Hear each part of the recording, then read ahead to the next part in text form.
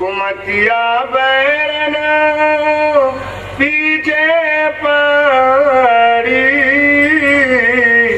मैं कैसे हटाऊं जाना। ये बाणी बलोच स्वामी जी महाराज की बाणी है, बड़ी विचारण योग बाणी है। गुरु साहब जी बड़े प्यार दे नाल फरमा रहे हैं कि कुमतिया बैरन साडे पिछे पई है, असी इस तो किस तरीके नाल बच सकते हैं। इसने बड़े बड़े दुनिया ते राजे महाराजे आए, शाहूकार आए, बड़े बड़े शक्तियां आईयां, इस कुमतिया बैरन ने तबाह कर दिया। इस बैरन नूं माया नूं ही बैरन किया है संतां ने। संतां नूं भी छलन वास्ते आ जाती है, पर संत शब्द के जरिए इस बैरन तो बच जाते। कई बार अगे भी दसिया है कि कबीर साहब जी महाराज रस्ते रस्ते जा रहे सन, रस्ते विच माया दा बहुत ढेर लगा, छलन वास्ते आ गई। कबीर साहब जी महाराज पिट दे के लंघ गए, उन्हें उधर ध्यान नहीं दिता। चार बंदे अगू आ रहे सन उसे रस्ते। कबीर साहब जी महाराज ने कहा कि भाई इस रस्ते ना जाना, अगे एक नागणी बैठी है, वो तुहानू जौनां नूं खा जाएगी।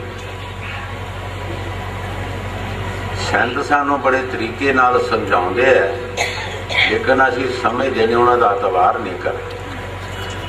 वो सानू बचाउंदे है, लेकिन असीं अतबार नहीं करते उन्हां दे वचनां दा। उन्होंने सोचा असीं चार बंदे हैं, नागणी एक सानू की करेगी। जदों आए देखिया माया तो चारे ही उसके आसे पासे बैठ गए। ते दिल च सोचा कि बुढ़ा जिहा किते अपने घरदियां नूं लैण गया है ते सानू इस रस्ते ही नहीं सी आउण दिंदा। सलाह बनाई कि दो बंदे घरों खाना लियाओ, दो असीं राखी रहिंदे हाँ, शाम के वक्त वंड के लै जावांगे। जिहड़े खाना लैण वास्ते गए, उन्हां दे दिल च बेईमानी आ गई कि जे माया सारी सानू मिल जाए तो साडे पुत पोतियां पासों मुक नहीं सकती। जेड़े राखी रहे उन्हां च भी बेईमानी आ गई, उन्हां च भी बेईमानी आ गई कि जे माया सारी असी ले जाइए कि साडे पुत पोतियां तो मुक नहीं सकती। उन्हां रोटियां च जहर पा लिया। वो किसी सज्जन मित्र कोलों कोई हथियार लियाए। जदों वो खाना लैके आए, उन्होंने ख्याल सी कि खाना खाण पहला, पर कुदरत ने जो विधि बनानी सी बनानी सी। उन्होंने कोई हथियार मार के उन्होंने दोनों नूं मारिया, किसी टोए टाए च सुट के ना धो के खाना खाण लगे। जहर चढ़िया, वो भी मर गए, चारे मर गए। कबीर साहब जी महाराज फरमाउंदे माया तो ठगनी पई, ठग खायो जिस देश, जिस ठग ने ये ठगनी ठगी उसको हमारी देश। इस ठगनी नूं किसी ने ठगिया, संतों महापुरखों ने, जिन्हां ने ईश्वर की भगती की है। बाकी ये ठगनी जिस घर विच इहदा दौर चलता है, वो घर की बर्बादी कर देती है। जिस पिंड विच इसका दौर चलता है, पिंड की बर्बादी कर देती है, राजां की बर्बादी कर देती है। इस ठगनी ने तमाम दुनिया नूं चक्कर च पाया और संत महापुरख इस नूं तसल्ली देंदे है कि इस तो बचन की कोशिश करो, इस तो बचन की कोशिश करो। इस ने बड़े बड़े अवतार, बड़िया बड़िया शक्तियां जड़ियां दुनिया से आईयां, उन्होंने बर्बाद कर दिया। ये तुसी सारे जानते हो। जदों कृष्ण महाराज जी पांडवां का फैसला कराने वास्ते गए, दुर्योधन ने कहा कि 5 पिंड दे दो, ये 5 भरा अपना गुजारा कर लेंगे। लेकिन इस बैरन ने इतना मान आ गया उन्हां दे विच कि ये सानू 5 की कर सकते हैं। साढ़े पास इतनी माया फौजा ने रिश्त है, असी राजे हाँ, ये सानू की कर सकते हैं। जिन्हां समयां नूं असी अज कहने हैं कि बहुत अच्छे समय सी। हर एक इंसान का काम तारीफ है, बंदे की कोई तारीफ नहीं। बंदा कुछ भी नहीं, बंदे का काम जिहड़ा है ओदी वो तारीफ है। हर युग के काम की तारीफ है। जिस युग में अच्छा काम होया ओदी तारीफ है। 5 पिंड चक्रपति राज सी दुनिया का। तुसी विचार करो कितनी कमानदारी। एक 5 पिंड नहीं दे सके। तुसी आज कहो ये बहुत अच्छे समय सी, लेकिन काम च तीने नजर आते कि अच्छे समय से एक भरावां नूं हिस्सा न दिता जाए, एक 5 पिंड न दिते जान, ते किस तरह अच्छा समा बन सकता, किस तरह ईमानदारी बन सकती है। एक घोड़े के पैर जिन्नी जगह नहीं दे सकते, ये साढ़े नाल लड़ाई करन, साढ़े नाल लड़ाई करन और ले लैन।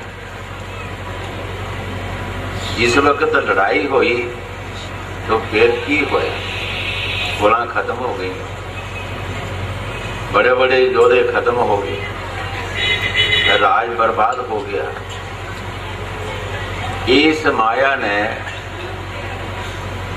जो गुरु साहब की बाणी च फरमा रहे है, इसने बड़े बड़िया नूं चक्कर चपाया और इसने सबकी बर्बादी कर दी है। दुनिया में तुसी अंदाजा ला लो की हो रहा है, कौन कर रहा है। वंड दे विच बड़ा फर्क है। एक राजा तीर्थां ते जा रहा सी, तू बह जा भाई, गल सुन, मेहरबानी कर बह जा, बह कर जो करना, तू उधर होना, सारे का ध्यान तेरे वाल हो जाना, ये काम रह जा, चुप करके बह जा, बाद में ले लें सब कुछ, इत्थे ही रहने सारे, आओ बाद ले लें। एक साधु भी जा रहा सी, वो साधु ने राजे नूं कहा कि महाराज जी तुसी अपने गावले च मैनूं भी रला लो ते मैं भी तीर्थां ते चला जाऊं। कहने लगे कोई सानू तराज नहीं, आ जाओ। पर साधु कमाई वाला सी, उसने कहा महाराज कि मैं वेला नहीं रह सकता, मैनू कोई सेवा दसो, कोई काम दसो। बादशाह ने कहा कि पानी की शिकायत आती है, सानू पानी पूरा नहीं होता, तुसी पानी की ड्यूटी ले लो। वो साधु ने पानी की ड्यूटी ले ली, ओही मटकी, ओही जो उन्होंने पास प्याला सी, हर एक नूं इक्को जिहा पानी देन लगा। पानी बधना शुरू हो गया, पानी बधना शुरू हो गया। थोड़े दिनों के बाद राजे ने अपना को नफर भेजा कि जाओ उस साधु ने बुला के लियाओ कि मैनू पानी की कोई अज तक शिकायत नहीं आई, कि ਉਹਦੇ पास कोई करामात है या की गल है। ਜਦੋਂ ਸਾਧੂ ਨੂੰ ਪੁੱਛਿਆ, ਉਸਨੇ ਕਿਹਾ ਜੀ ਕੋਈ ਕਰਾਮਾਤ ਨਹੀਂ ਮੈਂ ਵਰਤ ਰਿਹਾ, ਮੈਂ ਸਿਰਫ ਇੱਕੋ ਜਿਹਾ ਪਾਣੀ ਸਾਰਿਆਂ ਨੂੰ ਦੇ ਰਿਹਾ। ਅੱਗੇ ਜਿਹੜਾ ਵਰਤਾਰਾ ਸੀ ਵਰਤਣ ਵਾਲਾ, ਉਹ ਕਿਸੇ ਨੂੰ ਵੱਧ ਦੇ ਦਿੰਦਾ ਸੀ, ਕਿਸੇ ਨੂੰ ਘੱਟ ਦਿੰਦਾ ਸੀ, ਕਿਸੇ ਨੂੰ ਮਿਲਦਾ ਹੀ ਨਹੀਂ ਸੀ। ਤੋ ਮੈਂ ਕਿਸੇ ਦਾ ਲਿਹਾਜ਼ ਨਹੀਂ ਕਰਦਾ, ਮੈਂ ਇਨਸਾਫ ਕਰਦਾ, ਮੈਂ ਸਾਰਿਆਂ ਨੂੰ ਲੋਟਾ ਲੋਟਾ ਪਾਣੀ ਦਾ ਦੇਣਾ ਜਿਹੜਾ ਹੈ, ਇਹ ਪਾਣੀ ਵੱਧ ਜਾਂਦਾ। ਹੁਣ ਦੁਨੀਆ ਦੇ ਵਿੱਚ ਤੁਸੀਂ ਨਜ਼ਰ ਮਾਰੋ ਕਿ ਕੀ ਨੁਕਸ ਹੈ, ਕੀ ਦੁੱਖ ਹੈ, ਕਿਸੇ ਨੂੰ ਕੀ ਬਿਮਾਰੀ ਹੈ। ਸਿਰਫ ਵੰਡ ਦੀ ਬਿਮਾਰੀ, ਵੰਡ ਦੀ ਬਿਮਾਰੀ ਹੈ। ਇੱਕ ਦੂਸਰਾ ਦੂਸਰੇ ਵੱਲ ਦੇ ਕੇ ਸੜ ਰਿਹਾ, ਮਰ ਰਿਹਾ, ਬਿਮਾਰੀਆਂ ਲੱਗ ਰਹੀਆਂ। ਇਹ ਮਾਇਆ ਜਿਹੜੀ ਬੈਰਨ ਜਿਹੜੀ ਹੈ, ਇਹ ਸਾਨੂੰ ਸਾਰਿਆਂ ਨੂੰ ਖਾ ਰਹੀ ਹੈ। ਇਸ ਦੇ ਬਾਰੇ ਸੰਤ ਮਹਾਂਪੁਰਖ ਸਾਨੂੰ ਸਮਝਾਉਂਦੇ ਹੈ ਕਿ ਇਹਦੇ ਤੋਂ ਬਚਣ ਦੀ ਕੋਸ਼ਿਸ਼ ਕਰੋ। ਇਹ ਤੋਂ ਅਸੀਂ ਤਦ ਹੀ ਬਚ ਸਕਦੇ ਹਾਂ ਜੇ ਕਿਸੇ ਮਹਾਂਪੁਰਖਾਂ ਦੀ ਸ਼ਰਨ ਵਿੱਚ ਚਲਾ ਜਾਈਏ, ਉਹ ਸਾਨੂੰ ਨੇਕ ਭਾਗ ਸਲਾਹ ਦੇ ਦੇਣ, ਪੂਰੀ ਤਸੱਲੀ ਦੇ ਦੇਣ। ਜਿਸ ਤਰ੍ਹਾਂ ਗੁਰੂ ਨਾਨਕ ਦੇਵ ਜੀ ਮਹਾਰਾਜ ਨੇ ਮਰਦਾਨੇ ਨੂੰ ਕਿਹਾ, ਮਰਦਾਨਿਆਂ ਇਹ ਜਵਾਰ ਦਾ ਦਾਣਾ ਲਾਹੌਰ ਦੀ ਕੁਕੜੀ ਨੇ ਖਾਣਾ। ਮਰਦਾਨੇ ਨੇ ਫਟਾਫਟ ਮੂੰਹ 'ਚ ਪਾ ਲਿਆ, ਲੇਕਿਨ ਦਾਣਾ ਅੰਦਰ ਨਹੀਂ ਗਿਆ। ਬਾਦਸ਼ਾਹ ਲਾਹੌਰ ਦੇ ਦੌਰੇ ਗਏ, ਮਰਦਾਨੇ ਨੂੰ ਨੇਸ਼ਾਹੀ ਦਾਣਾ ਬਾਹਰ ਆ ਗਿਆ। ਗੁਰੂ ਸਾਹਿਬ ਨੇ ਕਿਹਾ, ਮਰਦਾਨਿਆਂ ਇਹ ਉਹੋ ਹੀ ਦਾਣਾ ਜਿਹੜਾ ਮੈਂ ਤੈਨੂੰ ਕਿਹਾ ਸੀ ਕਿ ਲਾਹੌਰ ਦੀ ਕੁਕੜੀ ਨੇ ਖਾਣਾ, ਤੂੰ ਕਿਹਦਾ ਖਾ ਸਕਦਾ ਸੀ। ਸੈਂਤ ਸਾਨੂੰ ਬਹੁਤ ਤਸੱਲੀਆਂ ਦਿੰਦੇ ਹੈ ਕਿ ਜਿਹੜੀ ਤੇਰੀ ਬਰਾਬਰ ਹੈ, ਜੋ ਪਰਮਾਤਮਾ ਨੇ ਲਿਖਤ ਕੀਤੀ ਹੈ, ਉਹ ਤੈਨੂੰ ਹੀ ਮਿਲਣੀ ਹੈ, ਉਹ ਦੂਸਰੇ ਨੂੰ ਨਹੀਂ ਮਿਲ ਸਕਦੀ, ਉਹ ਹੋਰ ਕਿਸੇ ਨੂੰ ਨਹੀਂ ਮਿਲ ਸਕਦੀ, ਉਹ ਤੈਨੂੰ ਮਿਲੇਗੀ। ਤੂੰ ਤਸੱਲੀ ਨਾਲ ਪਰਮਾਤਮਾ ਦੀ ਭਗਤੀ ਕਰ। ਸਵਾਮੀ ਜੀ ਮਹਾਰਾਜ ਫਰਮਾਉਂਦੇ, ਭਜਨ ਕਰ ਮਗਨ ਰਹੋ ਮਨ ਮੇਂ। ਮਗਨ ਵਾਸਤੇ ਅਸੀਂ ਬਹੁਤ ਸਾਰੇ ਦੁਨੀਆ ਤੇ ਬਿਜ਼ਨਸ ਕਰਦੇ ਹਾਂ, ਕੋਈ ਨੌਕਰੀ ਕਰਦੇ ਹਾਂ, ਕੋਈ ਦੁਕਾਨਦਾਰੀ ਕਰਦੇ ਹਾਂ, ਖੇਤੀਬਾੜੀ ਕਰਦੇ ਹਾਂ, ਲੇਕਿਨ ਮਗਨ ਨਹੀਂ ਰਹਿ ਸਕਦੇ, ਬੇਫਿਕਰ ਨਹੀਂ ਅਸੀਂ ਹੋ ਸਕਦੇ, ਕਿਉਂਕਿ ਸਾਡੇ ਅੰਦਰ ਉਹ ਗਿਆਨ ਨਹੀਂ ਜਿਸ ਨੇ ਸਾਨੂੰ ਬੇਫਿਕਰ ਰੱਖਣਾ ਹੈ। ਸਾਡੇ ਅੰਦਰ ਤਸੱਲੀ ਨਹੀਂ, ਪਰਮਾਤਮਾ ਤੇ ਵੀ ਵਿਸ਼ਵਾਸ ਨਹੀਂ ਕਿ ਜਿਸ ਦੇ ਨਾਲ ਅਸੀਂ ਬੇਫਿਕਰ ਹੋ ਸਕਦੇ ਹਾਂ। ਅਸੀਂ ਹਰ ਕੰਮ ਦੇ ਵਿੱਚ ਫਿਕਰ 'ਚ ਪਏ ਹਾਂ। ਸਵਾਮੀ ਜੀ ਮਹਾਰਾਜ ਫਰਮਾਉਂਦੇ ਆ, ਮਗਨ ਰਹੋ ਮਨ ਮੇਂ, ਭਜਨ ਕਰ ਮਗਨ ਰਹੋ ਮਨ ਮੇਂ। ਤੂੰ ਭਜਨ ਕਰ, ਫਿਰ ਤੂੰ ਬੇਫਿਕਰ ਰਹੋ। ਜੋ ਤੇਰੀ ਜਾਇਦਾਦ ਹੈ, ਜੋ ਪਰਮਾਤਮਾ ਨੇ ਲਿਖਤ ਵਿੱਚ ਲਿਆਂਦਾ ਹੈ, ਉਹ ਤੈਨੂੰ ਹੀ ਦੇਣਾ ਹੈ। ਕਈ ਵਾਰ ਅੱਗੇ ਵੀ ਦੱਸਿਆ ਕਿ ਪਾਕਿਸਤਾਨ ਦੇ ਵਿੱਚ ਇੱਕ ਫਕੀਰ ਹੁੰਦਾ ਸੀ, ਕਾਕੂ ਸ਼ਾਹ ਉਸਦਾ ਨਾਮ ਸੀ। 47 ਦੇ ਪਹਿਲਾਂ ਉਸ ਨੇ ਕੰਜਰੀ ਦਾ ਮੁਜਰਾ ਕਰਾਇਆ। ਤੋ ਕਹਿਣ ਲੱਗਾ ਕੰਜਰੀ ਨੂੰ ਕਿ ਮੰਗ, ਖੁਸ਼ ਹੋ ਕੇ ਕਹਿੰਦਾ ਮੰਗ ਜੋ ਮੰਗਣਾ ਹੈ। ਕੰਜਰੀ ਨੇ ਕਿਹਾ ਕਿ ਕੀ ਤੇਰੇ ਪਾਸ, ਤੂੰ ਕੀ ਮੈਨੂੰ ਦੇਣਾ ਹੈ? ਕਹਿੰਦਾ ਮੈਂ ਫਕੀਰ, ਮੈਂ ਤੈਨੂੰ ਜੋ ਮੰਗੇਗੀ ਦਿਆਂਗਾ। ਜਾਓ ਫਿਰ ਦਰਗਾਹ ਵਿੱਚ, ਜੇ ਮੇਰੇ 2 ਫੁਲਕੇ ਆ 3 ਕਰਕੇ ਆਓ, ਜੇ 3 ਨੇ ਤਾਂ 2 ਕਰਕੇ ਆਓ। ਜਦ ਅੰਦਰ ਧਿਆਨ ਦਿੱਤਾ, ਇਹ ਗੱਲ ਨਹੀਂ ਹੋਣੀ, ਲਿਖਤ ਵਿੱਚ ਆ ਗਈ ਹੈ, ਜੋ ਆ ਗਈ ਆ ਗਈ, ਰਜਿਸਟਰ ਹੋਈ ਹੈ। ਕਹਿਣ ਲੱਗਾ ਹੋਰ ਕੁਝ ਮੰਗ, ਕਹਿਣ ਲੱਗੀ ਇਹੋ ਹੀ ਮੰਗਣਾ ਹੈ। ਫਿਰ ਜਾਓ, ਫਿਰ ਅੱਖ ਮੀਟੀ, ਅੰਦਰ ਧਿਆਨ ਦਿੱਤਾ, ਇਹੀ ਉੱਪਰੋਂ ਹਾਜ਼ਰ ਨਹੀਂ, ਇਹ ਗੱਲ ਨਹੀਂ ਹੋਣੀ। ਕਾਕੂ ਸ਼ਾਹ ਫਕੀਰ ਨੇ ਕਿਹਾ, ਕਹੋ ਕਾਕੂ ਦਾ ਮੂੰਹ ਕਾਲਾ, ਮੈਂ ਤੇਰੀ ਡਿਮਾਂਡ ਨੂੰ ਪੂਰਾ ਨਹੀਂ ਕਰ ਸਕਿਆ, ਮੈਂ ਤੇਰੀ ਡਿਮਾਂਡ ਨੂੰ ਪੂਰਾ ਨਹੀਂ ਕਰ ਸਕਿਆ। ਕਾਲਾ ਕਾਲਾ ਸਟੇਸ਼ਨ ਅੱਜ ਵੀ ਪਾਕਿਸਤਾਨ 'ਚ ਉਹ ਸਟੇਸ਼ਨ ਬਣਿਆ ਉਹਦੇ ਨਾਂ ਤੇ। ਇਸ ਵਾਸਤੇ ਸੰਤ ਮਹਾਂਪੁਰਖ ਸਾਨੂੰ ਕਹਿੰਦੇ ਹੈ ਕਿ ਭਾਈ ਜੋ ਵੀ ਤੇਰੀ चीज परमात्मा ने तैनों बख्शिश की है वो तेरे पास आनी है। तू बेफिक्र होके ईश्वर की भक्ति कर। जितने भी संत महापुरख पीछे आए हैं, तुसी जानते हो कि कोई राजे महाराजे ते बड़े होए नहीं, साधारण ही होए है। उन्होंने कोई दौलत नहीं मंगी, कोई दुनिया का परिवार नहीं मंगया, कोई दुनिया की मान बढ़ाई नहीं मंगी। हर एक महापुरख ने दीनता और गरीबी दे विच अपने वक्त गुजारे है। स्वामी जी महाराज फरमाते हैं, दीन गरीबी तार तेरे भले को कहो, सबको सुख पहुंचा तेरे भले को कहो, सबको मिठा बोल तेरे भले को कहो। सारे संत सानू वो तरीका दसदे है कि जिस दे नाल सानू सुख मिल जाए। सुख देने वाली जो शक्ति है वो साढ़े अंदर है, पर सानू कौन जानकारी कराउणगे? संत महापुर। सानू कोई पता नहीं कि असी कौन हाँ और की कर सकते हैं, ये सानू कोई समझ नहीं है।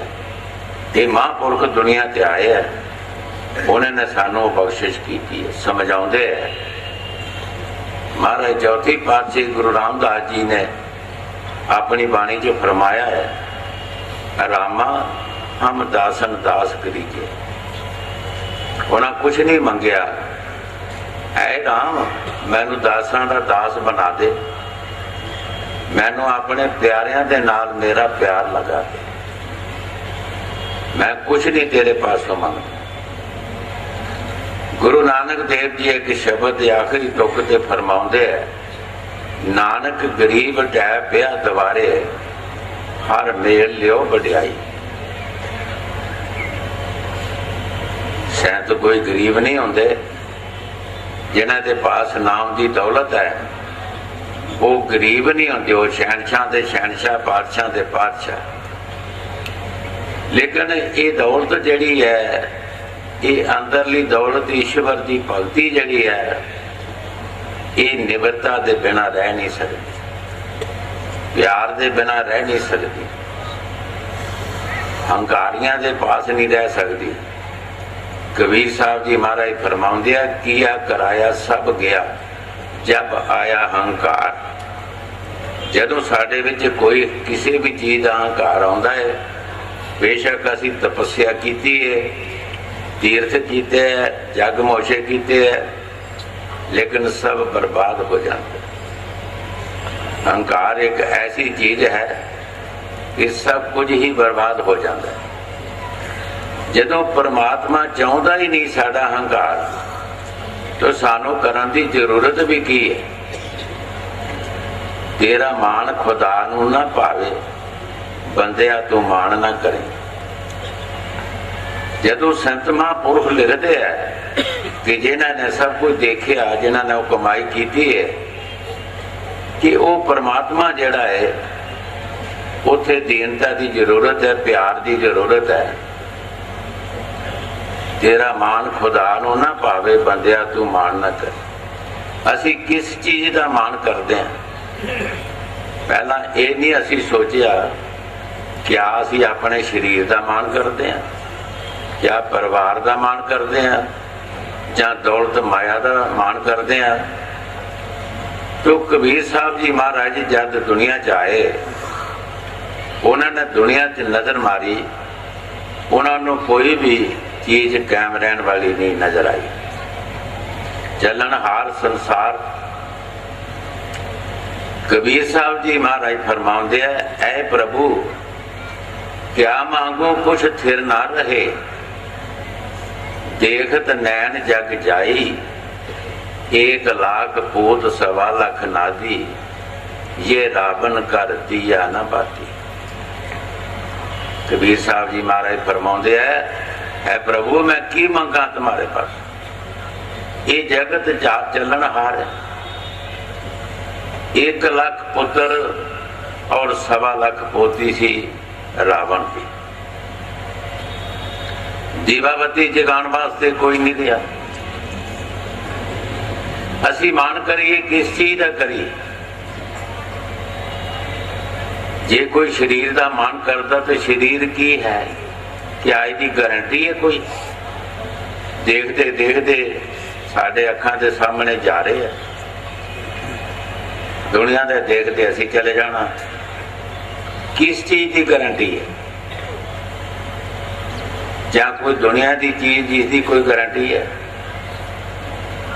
ਸੰਤ ਜੋ ਸਾਨੂੰ ਸਮਝਾਉਂਦੇ ਹੈ ਉਹ ਇਸੇ ਵਾਸਤੇ ਕਿ ਤੁਹਾਨੂੰ ਸੁਖ ਮਿਲਣਾ ਚਾਹੀਦਾ। ਤਾਂ ਸੁਖ ਸਾਨੂੰ ਪਿਆਰ ਵਿੱਚ ਮਿਲ ਸਕਦਾ ਹੈ, ਦੀਨਤਾ 'ਚ ਮਿਲ ਸਕਦਾ ਹੈ, ਹੰਕਾਰ ਤੇ ਮਾਣ ਵਿੱਚ ਨਹੀਂ ਮਿਲ ਸਕਦਾ। ਜਿਨ ਪ੍ਰੇਮ ਕੀਆ ਤਿਨ ਪ੍ਰਭ ਪਾਇਆ। जिसने भी प्यार किया है उसने प्रभु ਨੂੰ पा लिया है। चाहे कोई स्त्री है, चाहे पुरुष है, चाहे कोई बड़ा है, चाहे छोटा है। गुरु साहब जी बड़े प्यार के नाल फरमा रहे है, ਇਹ ਕਵੱਤੀ ਬੈਰਨ ਸਾਡੇ ਪਿੱਛੇ ਪਈ ਹੈ, ਇਸ ਨੂੰ ਕਿਸ ਤਰੀਕੇ ਨਾਲ ਅਸੀਂ ਪਿੱਛੇ ਟਾਈਏ। ਇਹ ਸਾਰੇ ਸ਼ਬਦ ਦੇ ਵਿੱਚ पूरी पूरी जानकारी दसणगे। किस तरीके नाल असीं हट सकते हैं, किस साध संगत दे नाल ही हट सकते हैं, किस काम दे नाल इहदे कोलों बच सकते हैं। हाँ जी। उमतिया बैरन पीछे पड़ी, मैं कैसे हटाऊं जान। सतगुर बचन माने कबहे, उन संग तारे गुमान। गुरु साहब जी बड़े प्यार दे नाल फरमा रहे हैं, जिन्हां ने सानू अच्छी सिक्ख्या देनी है, जिन्हां ने सानू प्यार नाल समझाउणा है, ਅਸੀਂ ਉਹਨਾਂ ਦਾ ਵਚਨ ਮੰਨਦੇ ਨਹੀਂ, ਉਹਨਾਂ ਦੇ ਨਾਲ ਅਸੀਂ ਮਾਣ ਕਰਦੇ ਹਾਂ ਔਰ ਉਹਨਾਂ ਨੂੰ ਆਪਣੀ ਸਮਝ ਨਾਲ ਆਪਣੀ ਸੁਸਾਇਟੀ ਦੇ ਮੁਤਾਬਕ ਪਿੱਛੇ ਧਿਆਨ ਦਿਓ ਕਿ ਫਕੀਰਾਂ ਨੂੰ ਕੀ ਦੁੱਖ ਨਹੀਂ ਹੋਏ। ਅੱਗੇ ਕਈ ਵਾਰ ਦੱਸਿਆ ਹੈ कि पिछले राजे महाराजे सी जेड़े उन्हां दा अपना कानून कोई नहीं सी, कानून सी शरह दा। शरह वालियां ने जो कुछ कहना कि साधु नूं मार दिओ ते मार दिओ, रख लो ते रख लो, जो भी कहना सो करना। कबीर साहब दे नाल की कुछ होया, हथ पैर बन के गंगा दे विच सुट दिता। परमात्मा ने मेहर की थी, सब जंजीर टुट के छल मारी गंगा तो बाहर आ गए। फिर भी नहीं सोचा कि परमात्मा ने मेहर की है, जिथे बंदा एवें रुड़ सकता है, हाथ पैर उसके बन्ने जान ते किस ना रह सकता है। ये समझ नहीं की कि जे मालक मदद करता है तो असी क्यों दुख दईए। अगन विच जलाए, परमात्मा ने फिर मेहर की थी, अगन च भी कोई फर्क नहीं पिया। देग दे विच बुआले इथों किथे चले जाणगे। शेख तकी ने आप उहदे थल्ले अग लगाई। शेख तकी सिकंदर बादशाह दे वक्त उन्हां दा पीर सी और उन्होंने एक ऐसे दबाव विच रखे हुंदे सी बादशाह कि अगर तुसी साडी गल नहीं मनोगे तो असीं तुहानूं शराब देंगे। ते शराब तो ही बादशाह डरते सन। ये नहीं पता भी शराब देण जोड़ी ताकत भी है। जे शराब देण जोड़ी ताकत तेरे विच होंदी ते तू फकीरां नूं दुख क्यों देंदा? तेरी नज़र होंदी, तेरी वो अख खुली होंदी, तैनूं पता लगदा कि किहड़े खुदा ने पैदा कीता, किहड़ा परमात्मा जिसने पैदा किया है। जे तैनूं ये पता होंदा कि एक खुदा, एक ही मालक है, एक ईश्वर है, सारियां नूं पैदा करने वाला, ते तू फकीरां नूं दुख दिंदा। लेकिन ताकत कोई नहीं सी। लेकिन सिर्फ पातशाह ते दबाओ उन्होंने रखा सी कि असीं तुहानूं शराब देंगे अगर तुसीं साडी गल ना मनो। हाथी दे के सुटिया बन के हाथी नूं शराब पिलाया कि पैरां नाल मल दल देगा, फिर भी कोई फर्क नहीं पिया। गुरु नानक देव तो चक्कियां पियाइयां, गुरु अर्जन देव जी महाराज नूं कितना दुख दिता ये सारे जानते ही है। तत्तियां तवे ते बिठाना और तत्तियां रेतां सिर च पानियां ये सौखी गल है। कितने जुल्म किए हैं इन्होंने। और भी जितने संत आए हैं सारे संतां नूं किसी ने सुख नहीं लैण दिता, जिन्हें दुख जरूर दिता है सुख किसी नहीं लैण दिता। और राजे महाराजे जिहड़े सन ये इन्हां दी मनदे सन। कई बार असी अगे भी सोचिया तो क्या है कि अज असी उस सरकार का सानू शुकराना ही करना चाहिए कि जिस सरकार ने एक ऐसा एक कानून बनाया है कि हर बंदे नूं हक दिता जाए बोलण दा, हर बंदे नूं परमात्मा की बंदगी करन दा हक दिता जाए। तपस्या वाला तपस्या कर सकता है, पूजा वाला पूजा कर सकता है। जैसे जैसी भी किसी की भावना है वो अपनी मर्जी नाल कर सकता है। सानू उस सरकार का अज भी शुकराना करना चाहिए कि जिस सरकार ने एक कानून बनाया और हर बंदे नूं जाने सुख का रास्ता मिल गया, हर बंदे नूं बोलण का रास्ता मिल गया। जे किसी नूं बोलण का ही इजाजत नहीं कि बोल नहीं सकते है, सानू उस सरकार का हजारां बार भी शुकराना करिए तो फिर भी थोड़ा है। जिसने यह कानून बनाया ये तपस्या वाला तपस्या कर सकता है, पूजा वाला पूजा कर सकता है। जो जो किसी की भावना जिस तरीके नाल उस परमात्मा नूं मिलना चाहता मिले, जो करना चाहता करे। कितनी खुशी हैगी असी बंदे का काम देखना। हर एक बंदा होंदा है, हर बंदे की शोभा जिहड़ी है उसके काम की शोभा है। एक जवारीए नूं असीं जवारीआ कहने तो क्यों कहने, जो जुआ खेलता तो तद ही कहने। अगर ना खेडे तो उन्होंने जवारीआ थोड़ा कहीदा। जिहड़ा नहीं खेलता जवारीआ उन्होंने जवारीआ तो नहीं कोई कहता, उसका ना जवारीआ। चोर नूं अगर चोर कहा जाता तो चोरी करता तद ही कहा जाता है।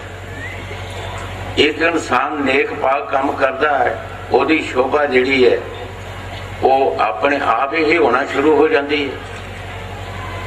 बाबा फरीद जी एक बार कंजरां दे बाजार दे विचों दी जा रहे सन। एक कंजरी ने अपनी दासी नूं कहा कि जाओ शेखां दे महल्ले, उत्थे एक बंदा मरिया है, देख भीष्टां नूं कहा कि दोषकां नूं कहा। ये संतां दे अंदाजे है। बाबे फरीद ने सोचा मैं तो बड़ी तपस्या की है, मैनू अज तक भीष्टां दोषकां का पता ही नहीं लगा, इनू कितना पता है।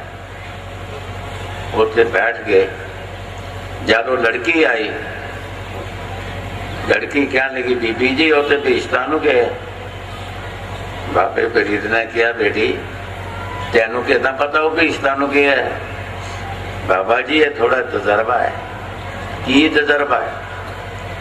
मरण तो बाद जिस बंदे की लोकी तारीफ करते हैं वो सीधा भीष्टां नूं जांदा है। मरण तो बाद उस बंदे की तारीफ होएगी जिहदी पहला भी होएगी। अच्छे काम करता होएगा, नेक पाक काम करता होएगा, मौत तो बाद भी उसकी लोकी तारीफ करनगे। अगर माड़े कर्म करता है तो सामने तो कोई कहे बड़े अच्छे हो तुसी जी, पर अगे पीछे नहीं कह सकता। मरण तो बाद नहीं कोई भी कह सकता।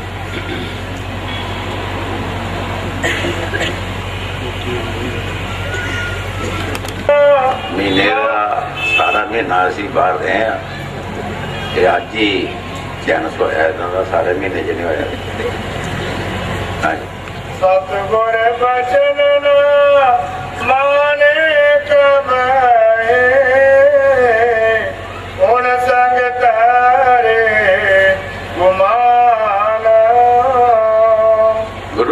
जी बड़े प्यार दे नाल फरमा रहे हैं कि जिन्हों ने सानू सुख का रास्ता दसना है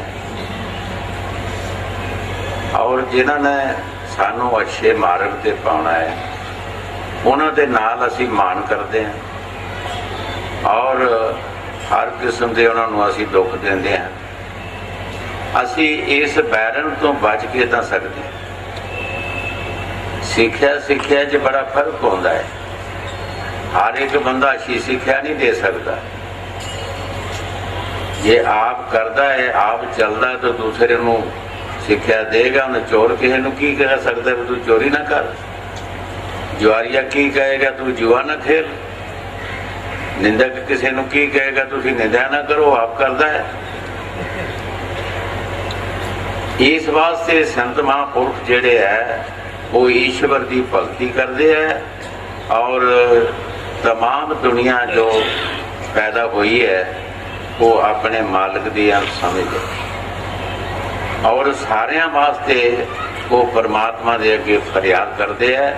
जिस तरह कबीर साहब ने महाराज ने फरमाया पानी दे विच, कबीर खड़ा बाजार में सबकी मांगे खैर, ना कैसे दोस्ती ना कैसे पैर। कबीर साहब जी महाराज फरमाते हैं कि मैं सब दुनिया की खैर मंगदा, सारियां दा भला मंगदा, मेरे वास्ते कोई दुश्मन नहीं, कोई सज्जन। क्योंकि उन्होंने फकीर ने नाम जप के अपने अंदर देख लिया, तसल्ली हो गई कि असी सारे भैन भरा, सारे असी उस मालिक की अंश आ। वो सानू समझाते हैं दुनिया के विच आके, लेकिन असी उन्होंने नाल बैर विरोध करते हैं, असी उन्हों का कहना नहीं मानते। हाँ जी, सतगुर बचन ना माने कबे, हुण संग तारे गुमान, काम क्रोध की सनी बोध से परखा चाहे उनका ज्ञान। गुरु साहब जी बड़े प्यार दे नाल फरमा रहे हैं, जिस तरह किसी संत नूं शाम लगी होंदी है, ਉਹਦੀ खूबसूरती जिहड़ी है वो बंद होंदी। इसे तरह साडे अंदर भी काम क्रोध मोह लोभ हंकार मन माया हुमे ममता रजो तमो सतो गुण आशा तृष्णा भोग प्यास नींद प्यास, ये साडे उत्ते मैल चढ़ी है। असी मैले होए हाँ, असी संतां महापुरखां दे उन्हां दे असी अंदाजे लैंदे हाँ, उन्हां दी परीक्षा करते हैं। असी की परीक्षा कर सकते हैं? परीक्षा वो कर सकता है जिहड़ा उस मार्ग ते चलता है, जिहड़ा संतां महापुरखां दे कहने ते चलता है, जिहदे अंदर वो रबी प्यार है।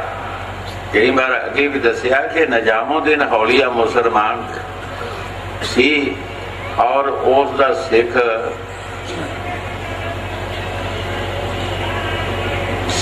सारे नहीं होंदे, हुक्म मनण वाला कोई कोई होता है।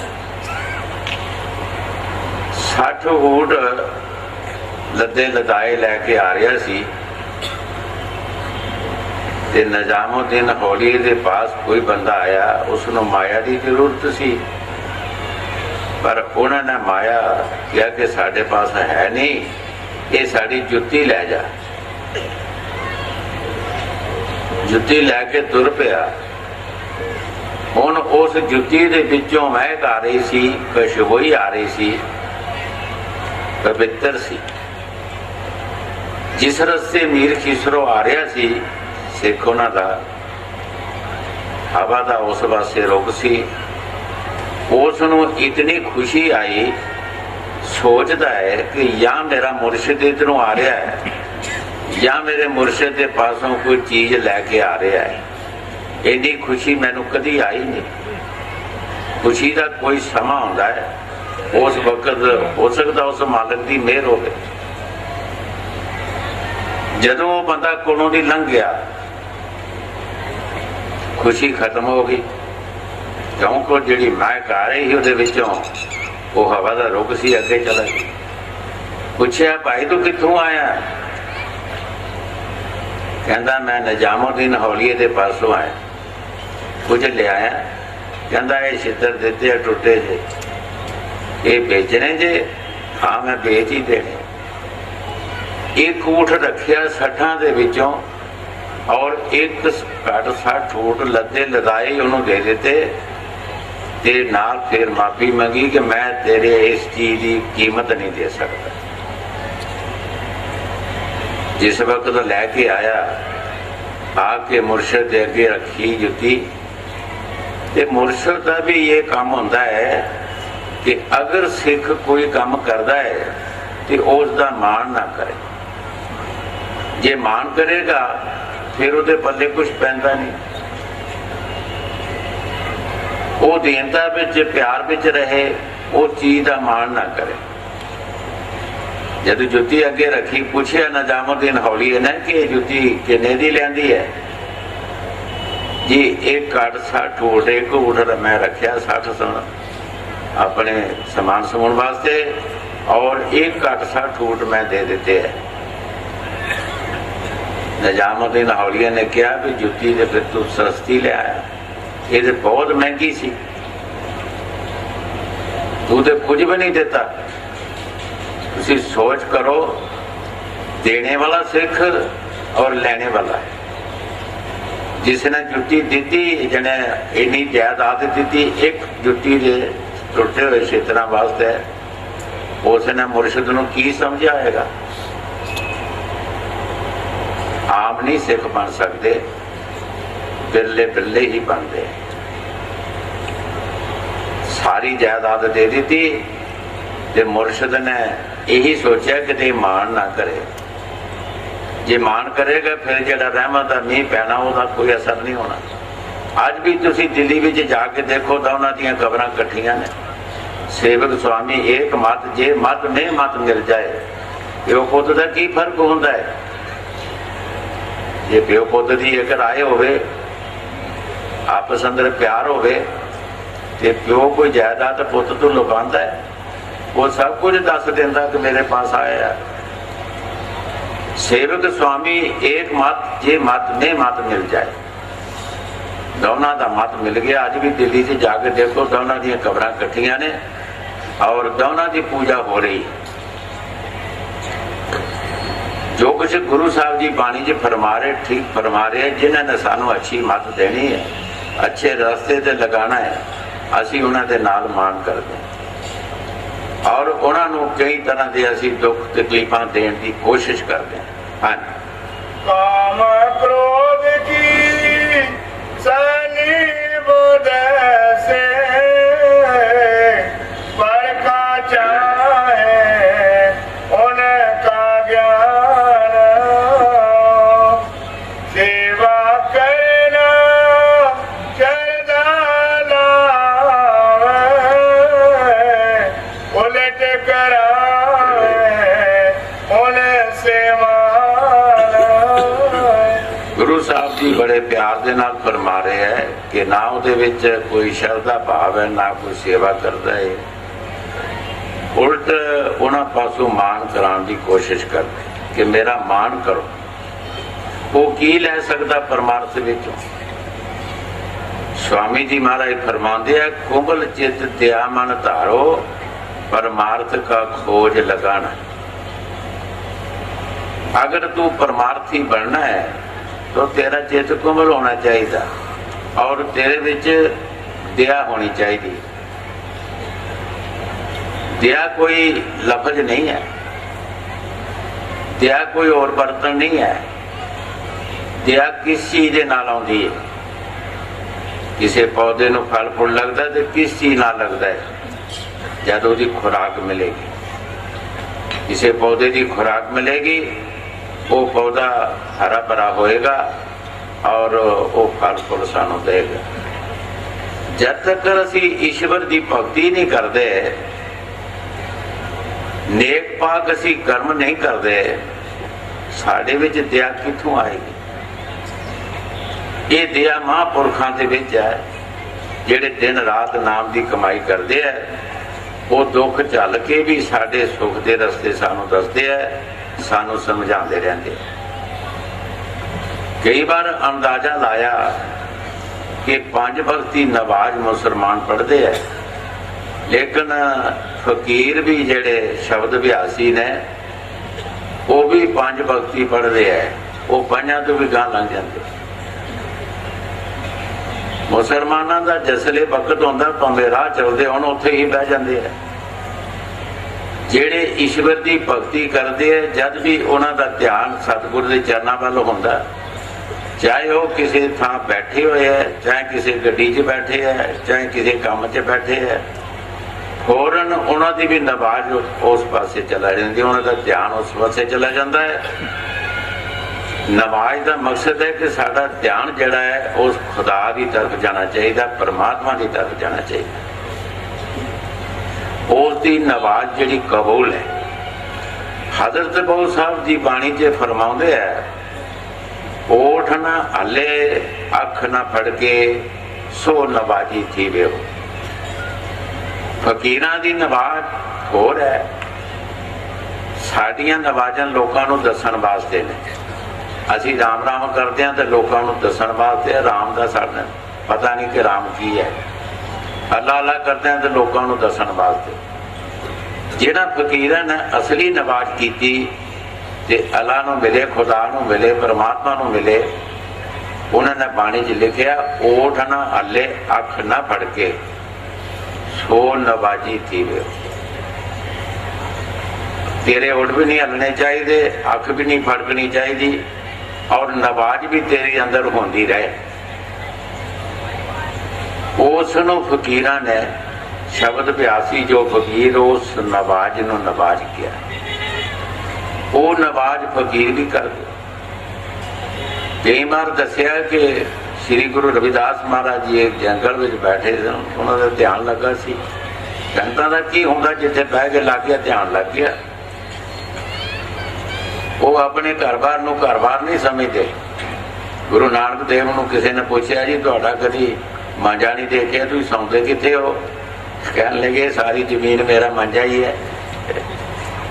ਤੁਹਾਡਾ ਬਿਸਤਰਾ ਨੇ ਕਦੀ ਦੇਖਿਆ? ਅਸੀਂ ਬਿਸਤਰਾ ਕਿੱਥੇ ਹੈ? ਉੱਪਰਲਾ ਲੇਪ ਜਿਹੜਾ ਸ਼ਮਾਨ ਹੈ ਮੇਰਾ ਬਿਸਤਰਾ ਹੀ, ਜਿੱਥੇ ਮਰਜੀ ਸਮਾਂ ਮੈਂ। ਫਕੀਰਾਂ ਦਾ ਜਿਹੜਾ ਹੁੰਦਾ ਹੈ, ਜਿੱਥੇ ਧਿਆਨ ਲੱਗ ਗਿਆ ਉੱਥੇ ਹੀ ਆਪਣਾ ਘਰ ਸਮਝਦੇ।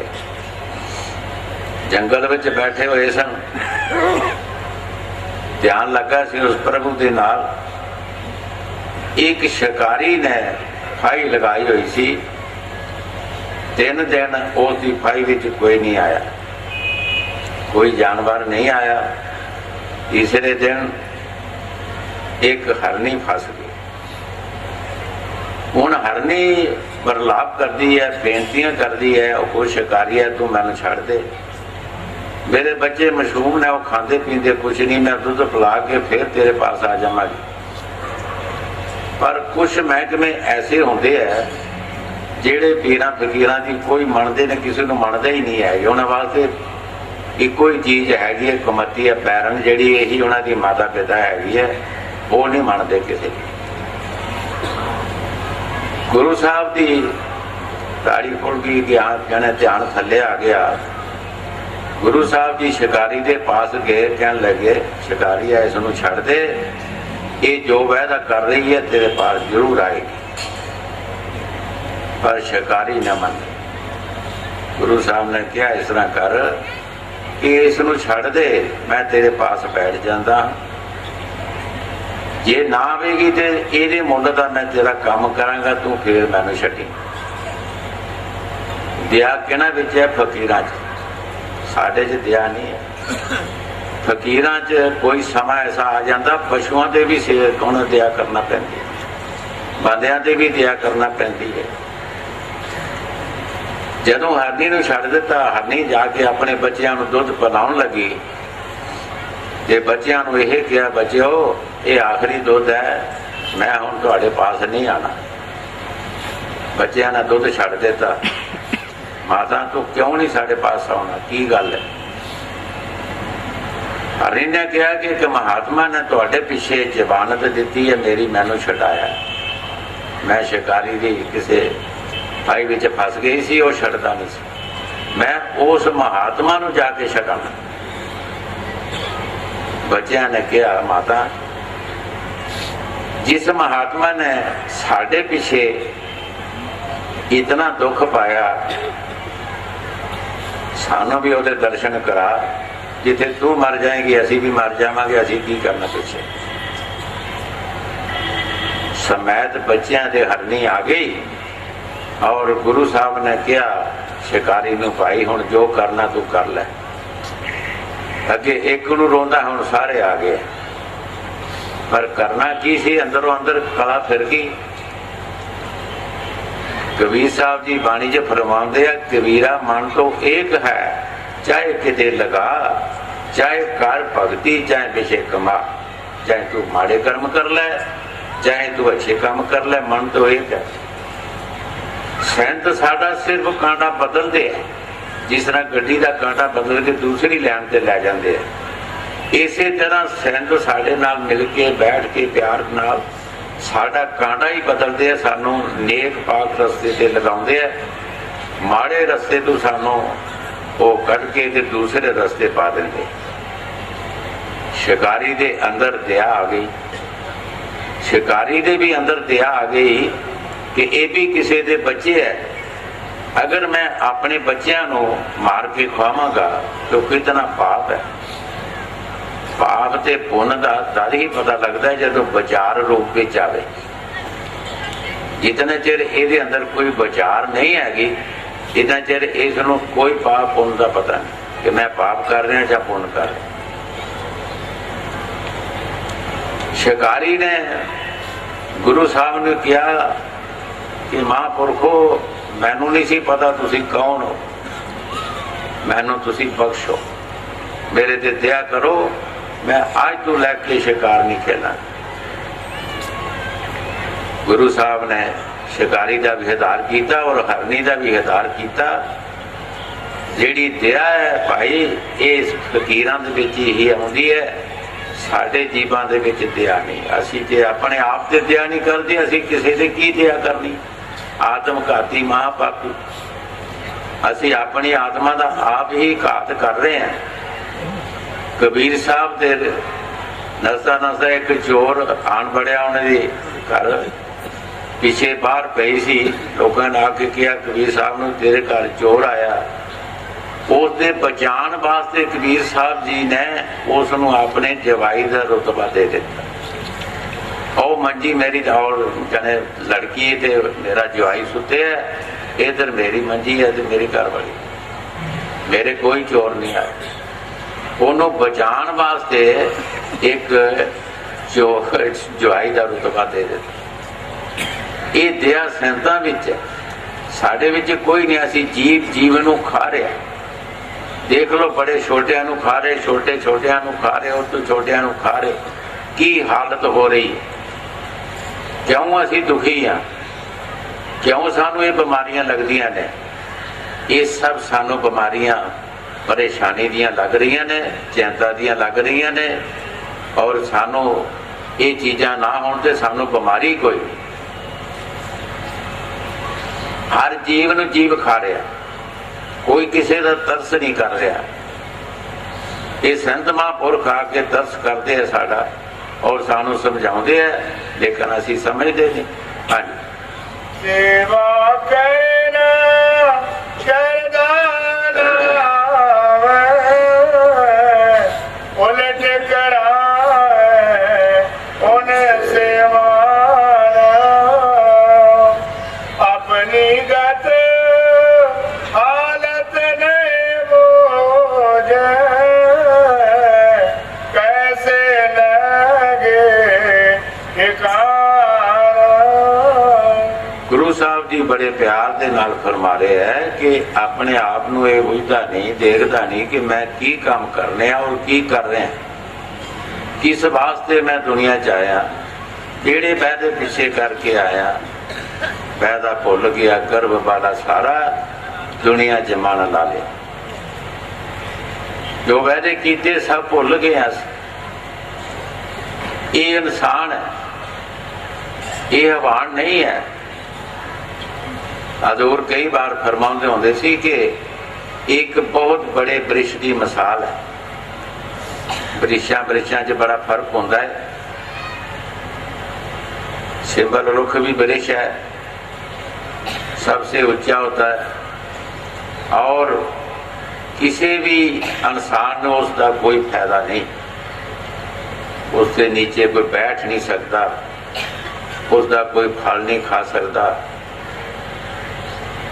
दूसरे वृक्ष ऐसे है, तुसी देखो कि एक उसका बारीक से बारीक दाना होता है और बहुत बड़ा वृक्ष बन जाता है।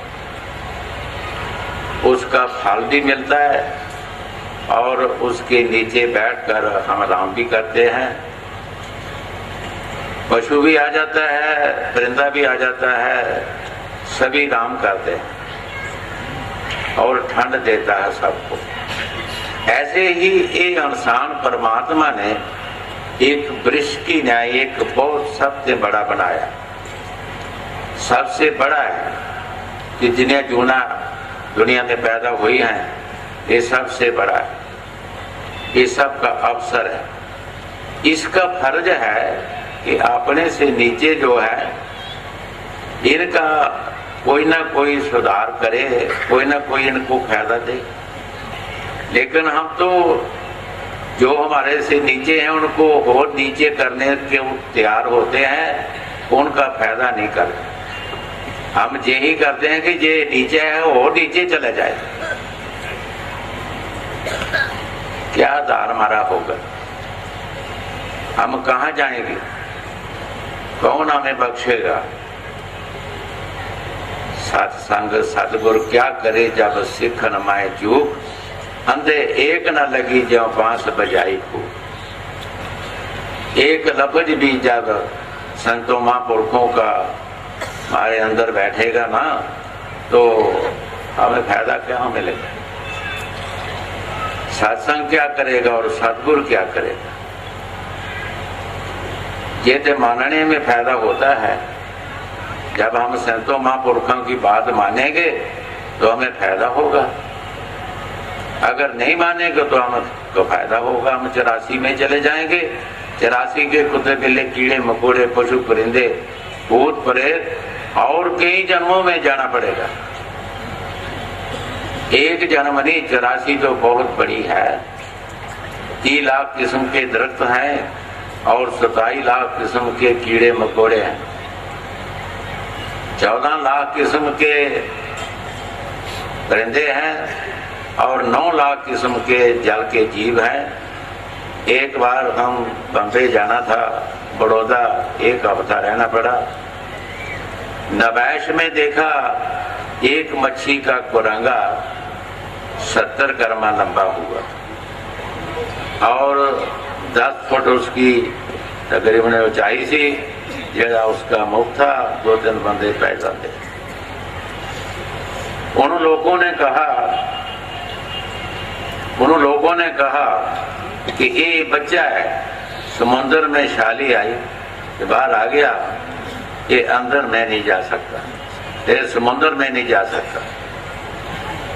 मैंने सोचा 70 कर्मा जो लंबा हुआ है, ये कितने जीव खाता होगा? जिस जीव को जिंदे को खाए जाए कोई, क्या कितना दुख है। हमें दुख देखना है कि हमें दुख कितना 84 में है। और 84 के बचाने के लिए संत महापुरुष हमें यत्न बताते हैं कि भाई ईश्वर की भक्ति का, ईश्वर का नाम जपना और दया भाव। जब तक हमारे में दया नहीं होती हम नाम भी नहीं जप सकते। नाम जपन के लिए भी हमारे में दया होनी चाहिए। इनका संयोग है, नाम जपने में दया आएगी, दया में नाम जपया जाएगा। सेवा करना अपनी गत हालत ने बोझे, कैसे लगे ठिकाना। गुरु साहब जी बड़े प्यार से फरमा रहे हैं कि हम तो जानते नहीं कि हम क्या हैं, क्या कर सकते हैं, हर चीज का हम मान करते हैं, तो कैसे हम टकाने लगेंगे, कैसे हमारी मुक्ति होगी। हमारी मुक्ति होना बहुत मुश्किल है। 84 में चले जाएंगे, 84 के कुत्ते बिल्ले कीड़े मकोड़े पशु परिंदे बनना पड़ेगा। क्या हमें ये ऐशोशत मिल सकती है?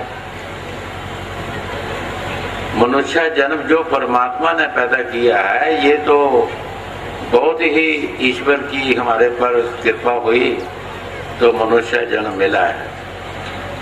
और मनुष्य जन्म के जो अधिकार हैं वो हम छोड़ दिए। महाराज जी तीसरी पातशाही गुरु अमरदास जी फरमाते हैं अपनी वाणी में, तंदा तावत दिन गया रात गवाई सोए। है पुरुष, दुनिया के धंधों में तुम्हारा दिन बीत गया और रात सोकर बीत गई, उस मालिक का शुक्राना कब करना है? कौन सी रात आएगी, कौन सा दिन होगा जिससे हम ईश्वर का शुक्राना करेंगे? पशु भी सोंगे, कुत्ते बिल्ले भी सोंगे, कीड़े मकोड़े भी सोंगे, सब सोंगे, हम भी उसके साथ ही सोंगे। हम बड़े कैसे बन सकते हैं? क्या बड़े बनने का हमारा तरीका क्या है? जो गुरु साहब जी फरमाते हैं, वो रात के समय जागते थे, किली से बाल बांधे होते थे और जो मुर्शिद ने बताया वो सेवन करते थे। जो करते हैं वो ही हमें बताएंगे, जो करते नहीं हमें बता नहीं सकते। गुरु साहब जी अपने सतगुरु से बहुत ही प्यार किया और जो भी उन्होंने हुक्म दिया उस हुक्म के मतहत चलते रहे, सेवा भी करते रहे। वृद्ध अवस्था में 6 मील जाना, 6 मील आना, 12 मील सफर रोज का करके पानी लाकर गुरु साहब को स्नान कराना। और 12 साल गुजर गए। 12 साल के बाद उनके अंदर वो शब्द प्रकट हुआ जिस शब्द का नाम स्वामी जी महाराज ढूंढ करके फरमाते हैं और मुसलमान उसको बांगे शमानी कहते हैं। वो शब्द हमारे अंदर है, हर एक के अंदर है, लेकिन मेहनत की जरूरत है। जैसे हजूर फरमाते थे कि दुनिया में तमाम जमीन के नीचे पानी है, कोई भी हिस्सा ऐसा नहीं कि जमीन के नीचे पानी नहीं है, लेकिन जिन्होंने नलका या ट्यूबवेल लगा लिया, कुबोली लगा ली, उससे काम मिलता है। कबीर साहब जी ऐसे बात से फरमाते हैं, जिस कट प्रेम ना संचरे सो कट जान मसान, जैसे खल लोहार की श्वास ले बिन प्राण। कबीर साहब जी फरमाते हैं कि भाई उस प्यार की जरूरत है, परमात्मा के नाम की जरूरत है।